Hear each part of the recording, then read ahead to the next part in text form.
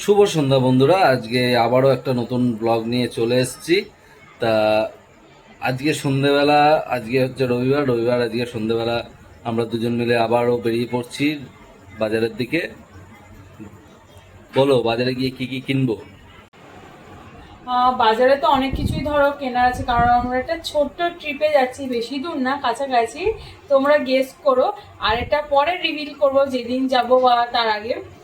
এর জন্য টুকিটাকি কেনাকাটি চলছে। এবার এখন কিছু বলবো না, বাজারে যে তারপরে দেখাই যে কি কেনাকাটি করবো সবকিছু। তা দুজন মিলে বেরিয়ে পড়েছি। হ্যাঁ, আমরা এবার হেঁটে হেঁটে বেরিয়েছি।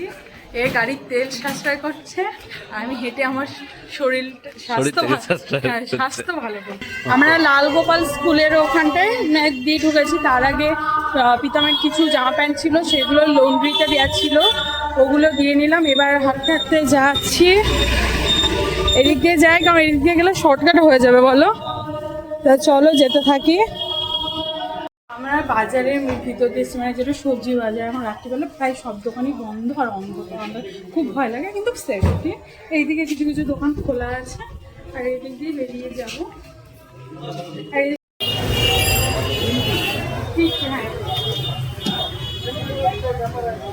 এটা ছিল না, ঠিক ছিল। ওটা পরে দেখি পার্পলটা। হ্যাঁ, তো করতে পারছি। নিলে এই কালারটা পাই, কালারটার মধ্যে নেবো, হালকা কালারটা পাবো। কি পছন্দ হলো সানগ্লাস? কোনটা নিলে দেখাও, আর আমারটা। হ্যাঁ, খুব সুন্দর সুন্দর ছিল, বলো সব সানগ্লাসগুলো। আজকে মানে স্টেশনের ওখান থেকে এসে মাথাটা এত গরম হয়ে গেছে, আমরা 2-3টে টোটোতে উঠলাম। প্রথমের জন বললো 15 টাকা করে ভাড়া। আমরা তো বাবা এখানে থাকি, জানি যে কত, ঠিক আছে। তারপর টোটো উনি উঠলাম, উনি বললো 10 টাকা নেবে। তারপর উনি ওই টোটোতে আরেকটা টোটো ছিলেন, বললো ওই টোটোতে উঠতে হবে না, আপনার আমার টোটো আসেন। গিয়েছি, উনিও বলছে 15 টাকা করে। এখন যে দাদাটা নিয়েছে ইনি কিন্তু 10 টাকা করে।